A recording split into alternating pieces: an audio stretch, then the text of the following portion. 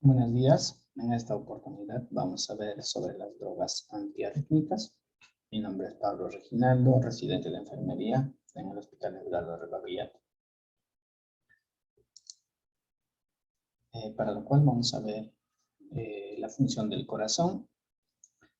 Es bombear la sangre al resto del organismo, lo cual depende de una continua actividad eléctrica bien coordinada dentro del músculo cardíaco. Si alguna de las estructuras falla, ya no se estará dando adecuadamente. Arritmia. Las arritmias cardíacas son alteraciones de la formación o conducción del impulso eléctrico que despolariza las células miocárdicas por diversas causas como actividad física, emociones, desbalance electrolítico y daño a las estructuras del corazón. ¿Y dónde vamos a ver esto? Principalmente en el EKG.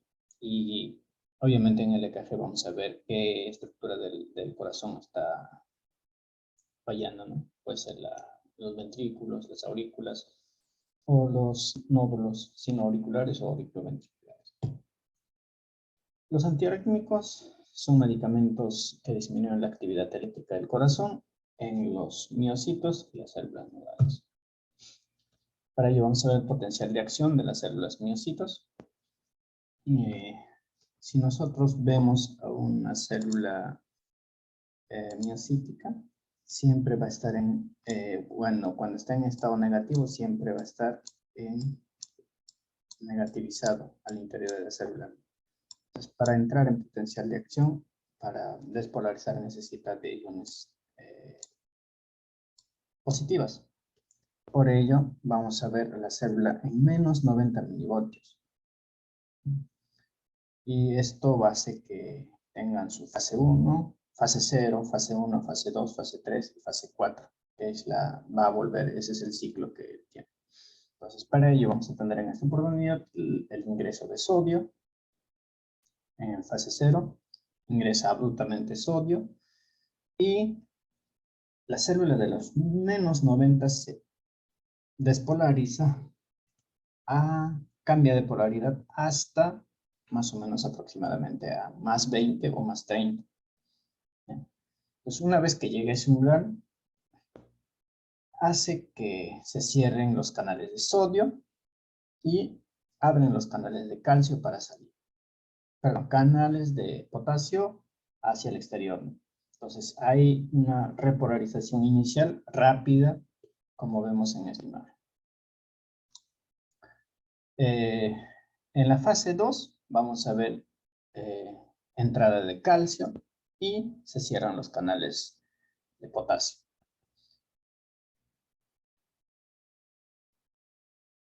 En la fase 3, la repolarización rápida, se cierran los canales de calcio y se abren los canales de potasio.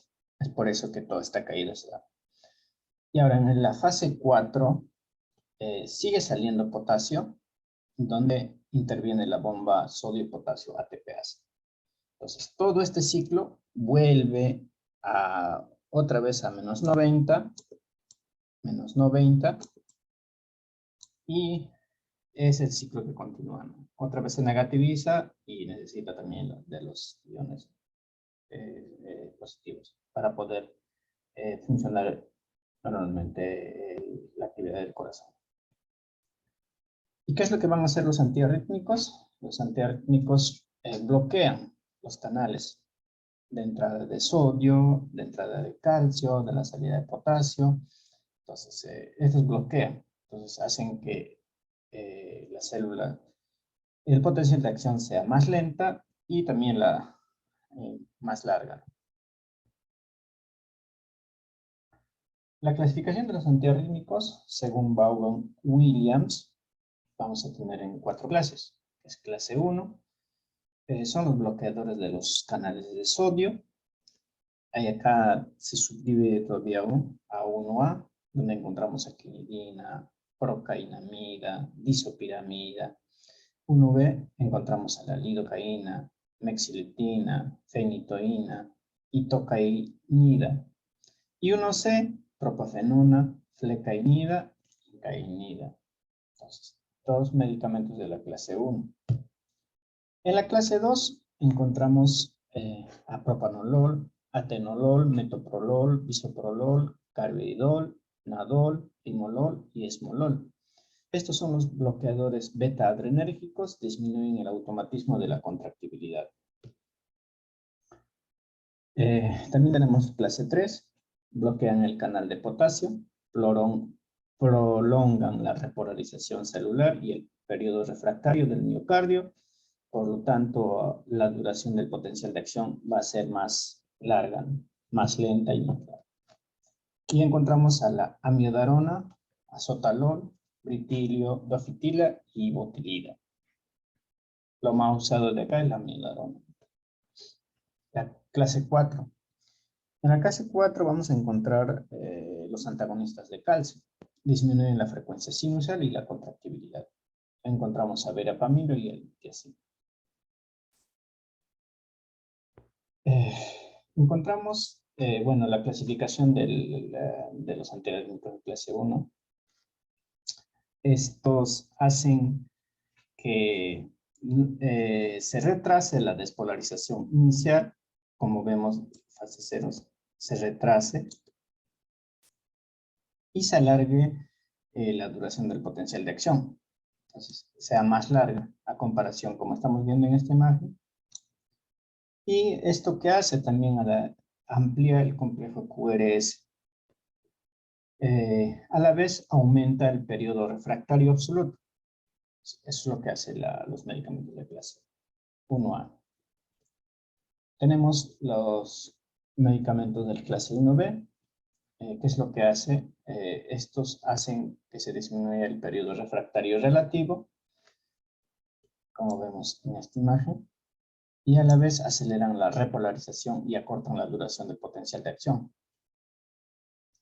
y disminuyendo el intervalo QT.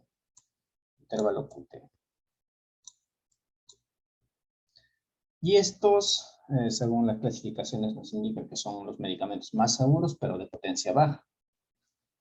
Ahora tenemos la clase 1C, que son más tóxicos. ¿Por qué son más tóxicos? Lo que nos dicen es que esto sea más lento la velocidad de despolarización. Como vemos, es bien marcada. Entonces, ¿y qué es lo que pasa? Aumenta el complejo QRS.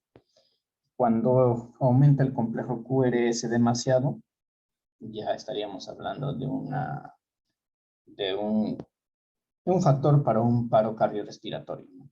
Porque también recordemos que los antiarrítmicos también son proarrítmicos. Medicamentos clase 1A, vamos a ver a procainamida. La presentación es comprimidos de 250 miligramos y también tenemos en ampolla de 1 gramo en 10 ml. El mecanismo de acción de procainamida inhibe la entrada de sodio a la membrana de las células del miocardio, prolongando el periodo de recuperación después de una repolarización. La dosis endovenosa es de 10 a 15 miligramos por kilo de peso en bolo, más o menos a 25 y 50 miligramos por minuto. Luego, continuar entre 1 y 4 miligramos por minuto. También tenemos por vía oral, que son los comprimidos de 250 hasta 625 miligramos que se puede dar cada 3 a 4 horas hasta poder estabilizar. La farmacocinética, aproximadamente del 80 a 90% de las dosis administradas por vía oral se absorbe muy bien, se elimina por vía renal, por filtración glomerular y secreción tubular activa.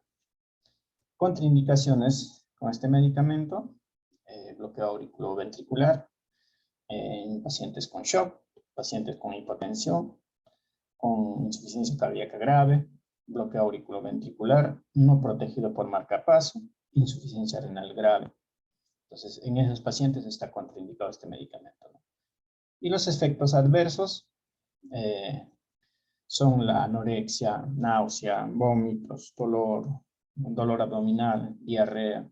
Y cuando es administrada endovenoso, hace marcadamente la hipotensión, trastornos del ritmo. Después tenemos a quinidina. La quinidina está indicado en fibrilación auricular, flúter auricular, taquicardia ventricular, taquicardia supraventricular paroxística en pacientes con Wolff-Parkinson-White. ¿Y qué es el Wolff-Parkinson-White, no? Caracterizado. Tiene una característica por una doble electricidad o una vía doble o adicional, ¿no? Del corazón. Provocando esto hace que los latidos cardíacos sean más rápidos. O es la característica del Wolff-Parkinson-White. Tenemos a los medicamentos la quinidina. Tenemos en comprimido de 200 a 400 miligramos. El mecanismo de acción de este medicamento bloquea el canal de sodio dependiente del voltaje y con ello disminuye la contractibilidad cardíaca y la velocidad de conducción, ensanchando el intervalo QRS y T. De dosis tenemos por vía oral 200 a 400 miligramos cada 4 a 6 horas, endovenoso de 800 miligramos en 50 ml de dextrosa al 5%, a una velocidad de 1 ml minuto, ¿no? Farmacocinética. Se observa rápidamente por vía oral, se excreta como tal, se absorbe rápidamente por vía oral, se excreta como tal en la orina de 24 horas y el 5% por las heces. Este medicamento está contraindicado en pacientes con bloqueo auriculoventricular incompleto, ya que se podría desarrollar un bloqueo total. O también está contraindicado en pacientes con bloqueo de rama izquierda. Efectos adversos. Este medicamento presenta hipotensión grave, trombocitopenia, diarreas, náuseas, vómitos y por efectos anticolinérgicos presenta la secadera de la boca o estreñimiento. Tenemos clase 1B, alidocaína. Está indicado en supresión de arritmias ventriculares, especialmente en presencia de isquemia aguda o infarto agudo en miocardio y angina. La lidocaína, la presentación tenemos en ampollas de 1, 2%, 5% en 20 cc. Y esto también a la vez viene con y sin preservantes. El mecanismo de acción de la lidocaína inhibe la entrada de sodio a través de los canales rápidos, lo que aumenta el periodo de recuperación después de la repolarización. La lidocaína suprime el automatismo y disminuye el periodo refractario efectivo y la duración del potencial de acción en el sistema His-Purkinje. Acordémonos que los de 1B son menos efectivas, pero más seguras. Las dosis: administrar en bolos 50 a 100 miligramos en 2 minutos. Si no cede la taquicardia, repetir la dosis en 5 a 10 minutos. Farmacocinética. Cuando es administrado endovenoso, el efecto es inmediato y la duración de la acción es de más o menos 10 a 20 minutos. Cuando es administrado intramuscular es de 5 a 15 minutos y la duración de la acción es de 60 a 90 minutos. Y cuando es administrado por vía subcutánea es de 1 a 3 horas. Contraindicaciones. Está contraindicado en pacientes con hipovolemia o estados de shock.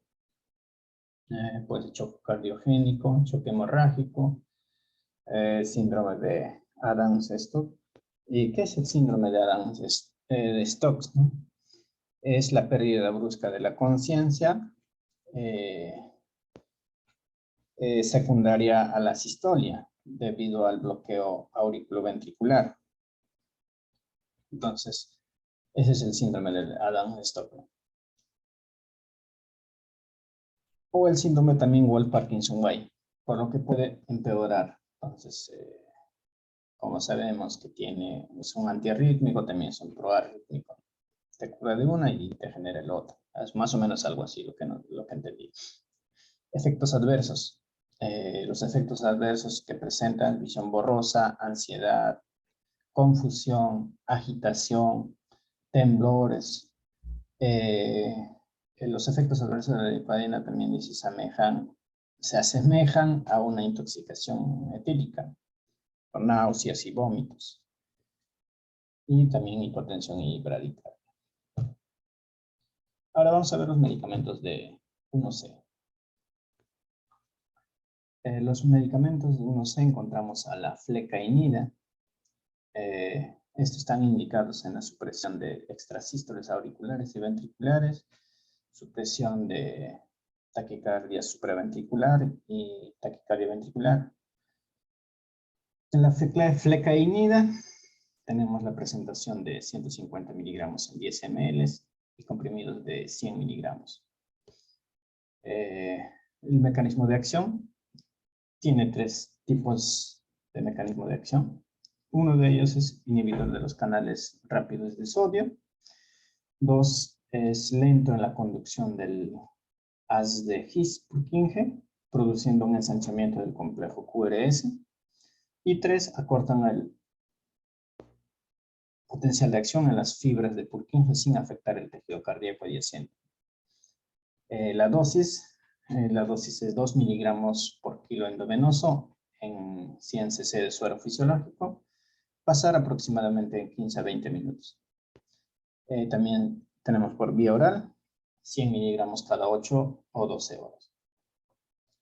Farmacocinética. Administradas por vía oral se absorbe casi en su totalidad, al 95%. Se elimina en la orina casi en la misma cantidad. El tiempo de vida oscila entre 12 a 30 horas y la duración de sus efectos antiarrítmicos se prolonga hasta 2 días. ¿No? Contraindicaciones. En todas las arritmias ventriculares, también en la cardiopatía isquémica y en general cualquier patología estructural cardíaco significativa. Efectos adversos, presenta hipotensión, sobre todo si la infusión ha sido rápida a través del endovenoso. Deterioro de la insuficiencia cardíaca, persistente, bloqueo auriculoventricular.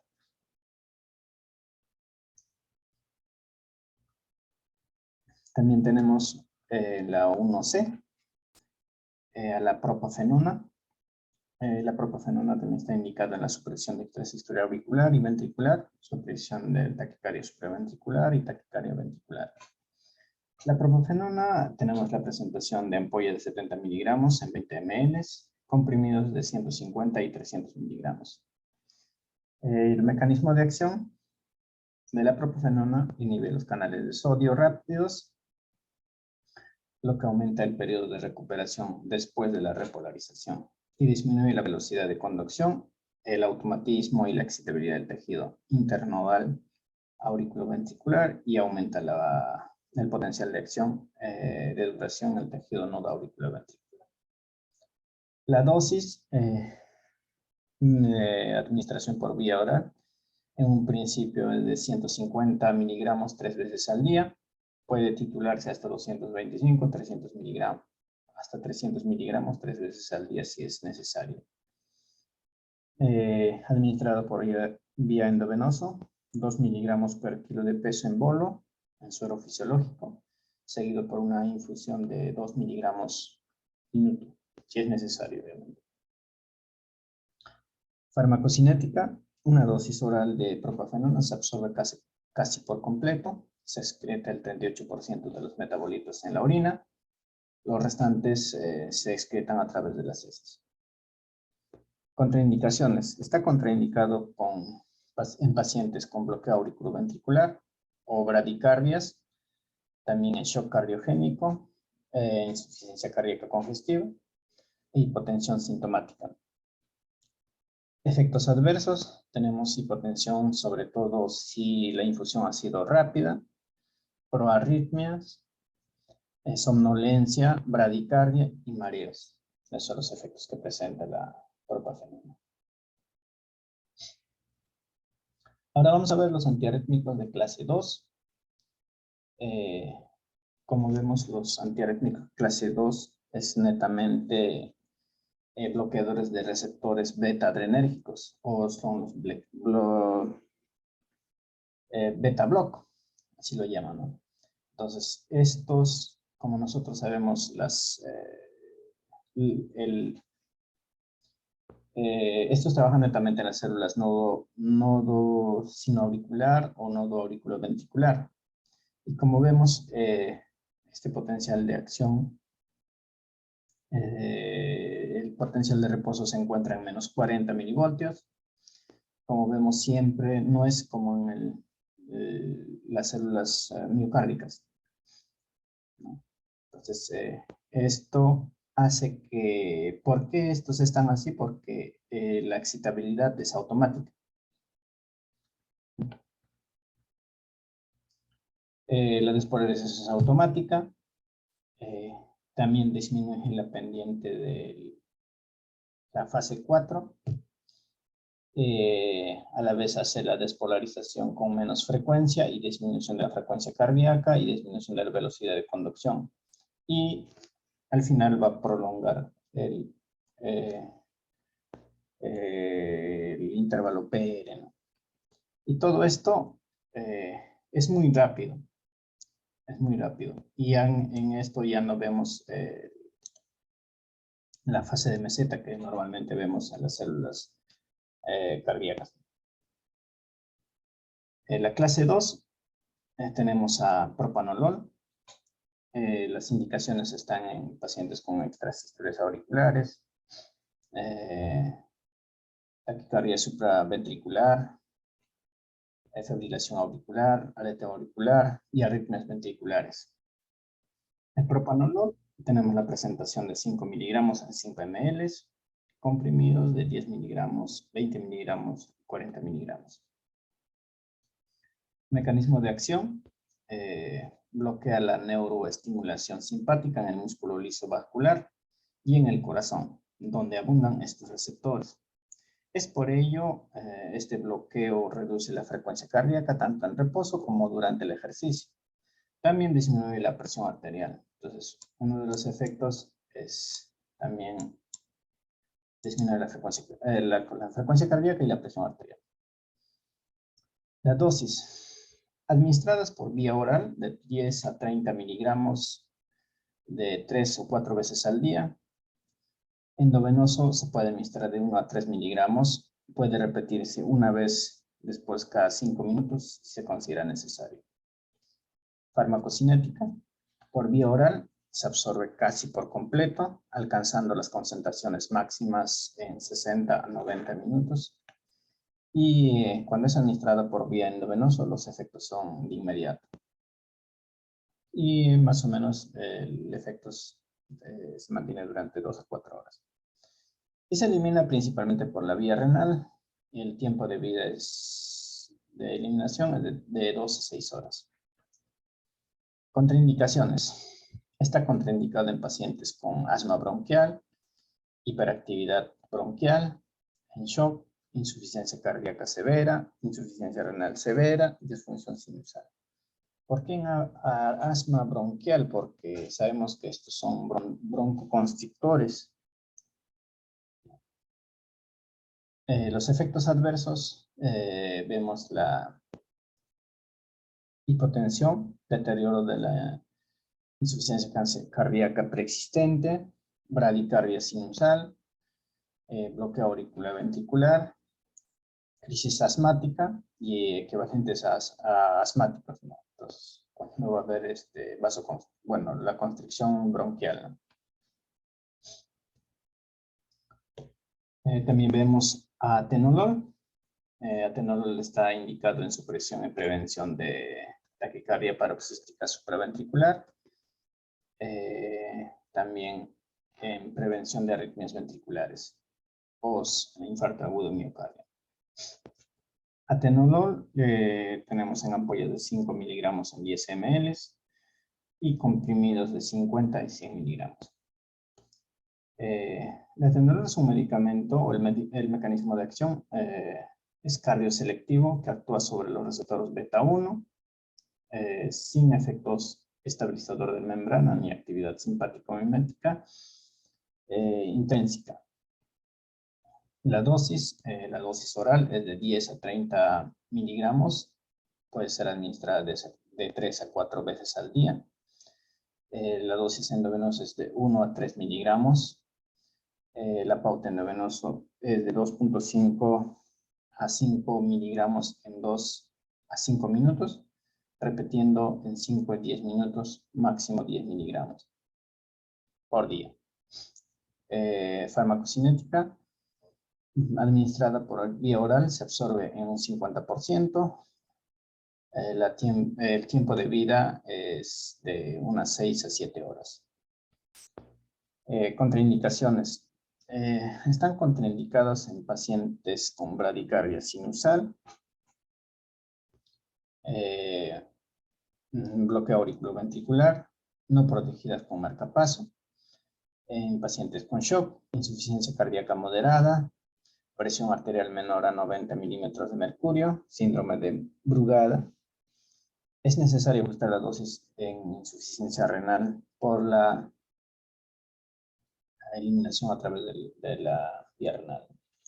Efectos adversos, nos presenta frecuencia cardíaca, frecuentes, la hipotensión, bradicardia ligeramente disminuida, cansancio, deterioro, incapacidad sexual, frialdad de extremidades.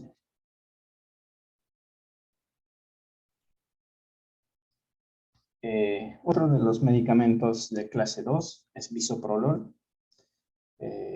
Bisoprolol encontramos comprimidos de 5, 10 y 20 miligramos. Mecanismo de acción, bloquea la estimulación de los receptores beta-1, beta-1 adrenérgicos del corazón y de los vasos por las catecolaminas. En consecuencia se produce un efecto cronotrópico negativo con una disminución de la frecuencia cardíaca, del gasto cardíaco y al mismo tiempo de la presión arterial. La dosis inicial es con 5 miligramos vía oral, luego si persiste con 10 miligramos cada 24 horas. Farmacocinética, el bisoprolol, la disponibilidad absoluta es del 80%, se elimina por vía renal y extrarrenal con 50%. Y el tiempo de vida es de 9 a 12 horas. Contraindicaciones, insuficiencia cardíaca descompensada, en pacientes con hipotensión, shock, bradicardia, en gestantes y en pacientes con diabetes mellitus, no controlada porque prolonga la hipoglucemia, interfiriendo con la glucogenólisis. Los efectos adversos se presentan fatiga, vértigos, cefalea ligera, sudoración, trastornos del sueño. Entonces, ahora vamos a ver antiarrítmicos de clase 3. Son netamente bloqueadores de canales de potasio. Estos enlentecen la fase 4, aumenta el periodo refractario y alarga el intervalo PR. Entonces, y ya sabemos cuando alarga demasiado el intervalo PR, nos puede llevar a un paro cardiorrespiratorio. También aumenta la duración de la repolarización, como vemos en la imagen.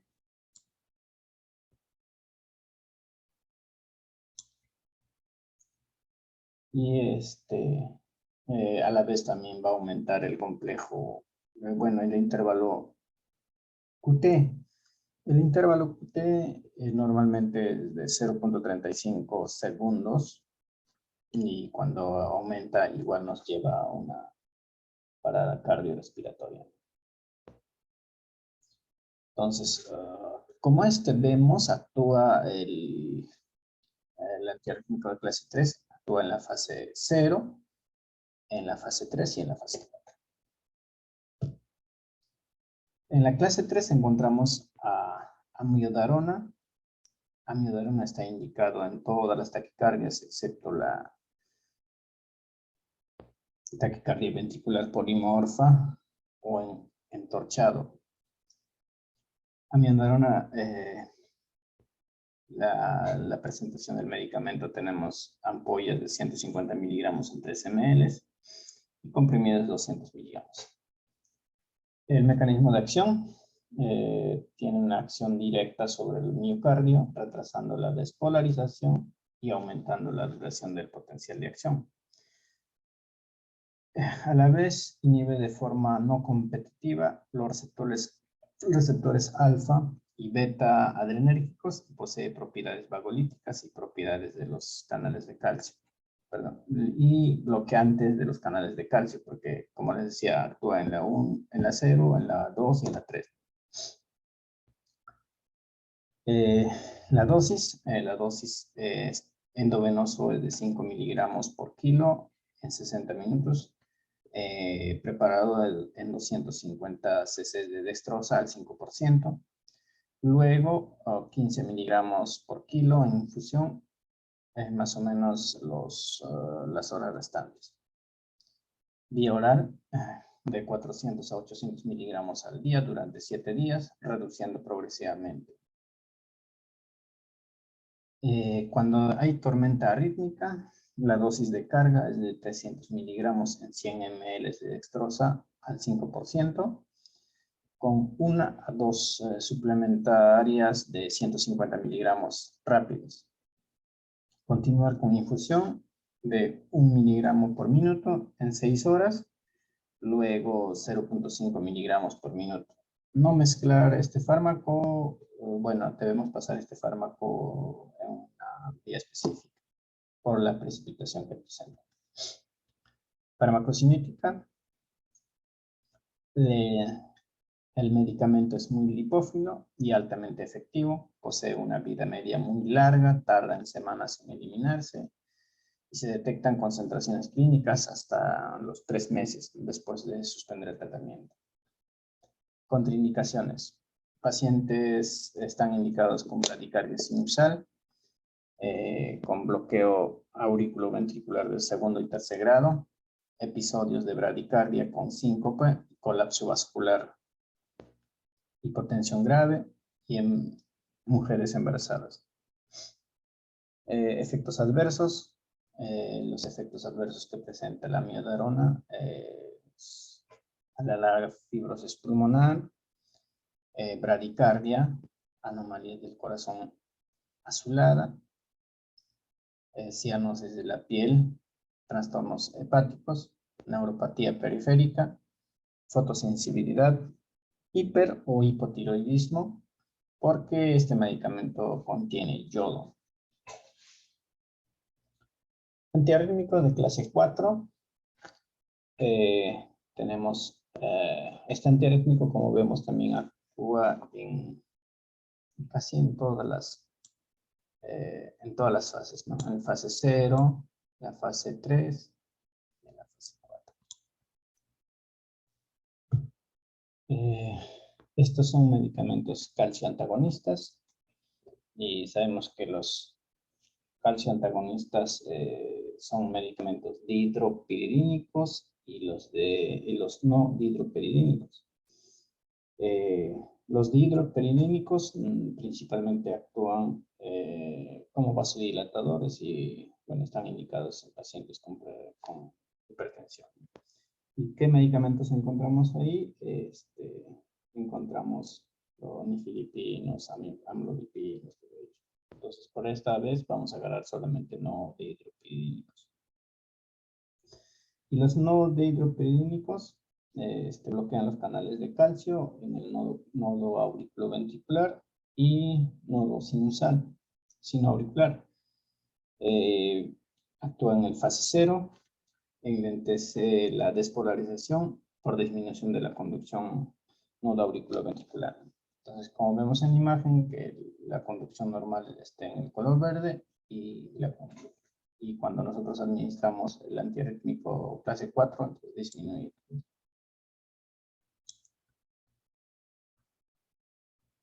Y como también